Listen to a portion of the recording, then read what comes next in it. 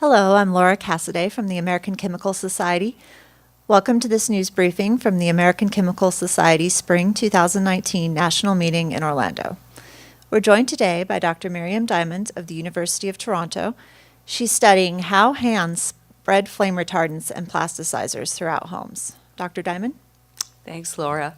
Yeah, so this is a story of how we're exposed specifically to flame retardants and plasticizers that are all over the place. And in particular, actually, we're in a conference center right now that I believe is heavily flame retarded and plasticized. So we're right in the midst of it. Okay, so we came into this thinking, well, we sit in a room and the flame retardants and plasticizers are in the air and the dust, and that's how we're exposed. But we kind of just sit there. Well, we don't sit there. We breathe, so we breathe the chemicals in. But pretty well, we're kind of passive samplers. But that's not what we found. Well, so first I'll tell you what we did. We did a study of 51 women, so their ages 14 to 44, and 18 to 44 in Toronto and Ottawa, Canada. And we looked at the air and the homes and the dust, and we also wiped a bunch of surfaces, including their cell phones and all their handheld devices, computers, and so on. So just to be clear, we wiped the backs, like whatever was in contact with the hands, and we also wiped the hands, both the palms and the backs. Okay. So what we figured is that it was electronic devices that were the source of the flame retardant, like specifically anything that heated up, that would sort of cause the chemical to come out of that device and be in contact with us. Well, that's not what we found. So, next slide, please. Okay. By the way, that was me in my office being exposed as I ate my lunch in front of my computer. So here's what we found. Okay, so this is what we found pretty well is everything is everywhere. So this is a cluster analysis, and the middle cluster or big glump of things, and I think if you animate it, and animate it again, so the big glump are hands. So these are all the chemicals that we measured, over 40 chemicals in 200 hand wipes of these 51 women. And they all looked really surprisingly similar.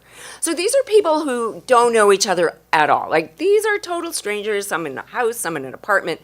And the chemical profiles all looked surprisingly similar, leading us to this everything is everywhere.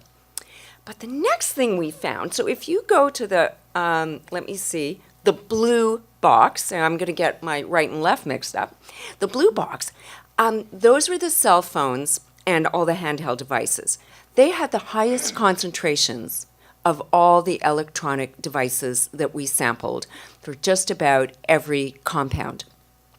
And then what we found is that what was on particularly the cell phone and your hands look very similar. So just think of all the times you pick up your cell phone and think about, well, you wash your hands, right?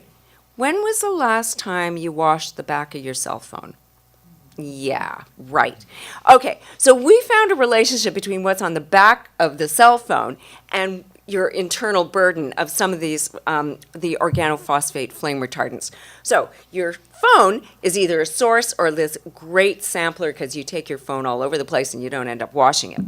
Okay, so the last thing we found, because I will wrap up, is, okay, so what's causing everything to be everywhere? So this is a network analysis that shows the relationship of the chemical profiles in all the different things that we sampled. We sampled hands, air, dust, stereos, laptops, cell phones, desktops, and so on. Hands were always at the center. And what does this mean? It means that probably what we're doing is that okay, I'm going to hold the microphone, I'm going to pick up that chemical signal from the microphone, then I pick up the cell phone, then I move it over and I just shook hands, with Katie and with Laura. So nicely spreading the chemical signal all over the place, and my cell phone is this great repository of it. So to summarize, we found that pretty well everything's everywhere. We're in close contact with our handheld devices, which almost are an archive. It's like an archive of what we're exposed to, including chemicals that are not intentionally put on the cell phone. I just want to make that clear. And, tells you what you're exposed to. So, thank you. Thank you, Dr. Diamond. Very interesting. Are there any questions? Please state your name and affiliation before asking your question. Bela Buslik, ACS. So what's your recommendation? Throw away the cell phones or make them all out of aluminum or gold or something of the sort, so they wouldn't need plasticizer, flame retardants or something of that sort?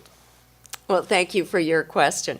So the first thing I have to say is, well, what we found chemicals that are not intentionally added to the cell phone, that are on the cell phone. So your cell phone is more like an archive of everything that you've touched. So it's not just what's in the cell phone, although we were surprised that the handheld devices had higher concentrations of just about everything we looked at than not. So what's my advice? Wash your hands.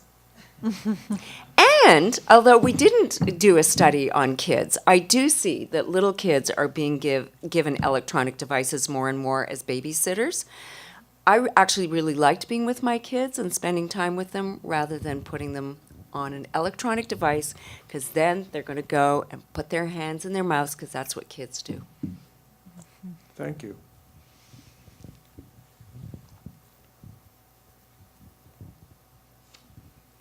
Katie Cottingham, ACS, with my hands full of plasticizers and flame retardants. So my question is, how are flame retardants and plasticizers harmful to humans? What do they do? Should we be freaked out? Right. Thanks for that question, Katie. So we shouldn't be freaked out, because freaking out, being in the state of being freaked out is bad for your health. So that's the first thing. We shouldn't be freaked out. But you know what? We should be concerned that we not get a good dose of these chemicals. So exposure to these chemicals, and particularly if you're exposed in utero, which a lot of the little kids are these days, have been associated with a wide range of adverse health effects. And those adverse health effects include decreased IQ, neurobehavioral problems such as ADHD, externalizing behavior. So many of the behavioral issues that are being confronted every day in our families and in our schools, and that really reduce the potential of kids to reach their aspirations. And in adults, some of these chemicals have been associated with decreased fertility, and one particular chemical has been associated with a particularly aggressive form of thyroid cancer.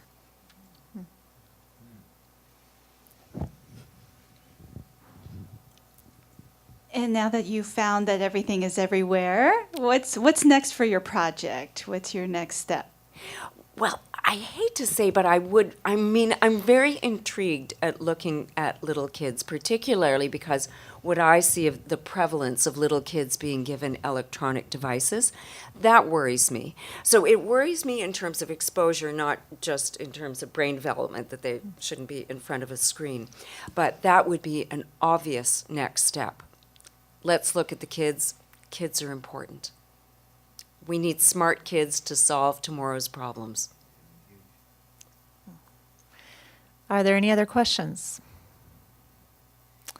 All right, the archive version of this session will soon be posted at bit.ly/ACSlive_Orlando 2019. Please join us for our next press conference tomorrow at 9 a.m. Thank you.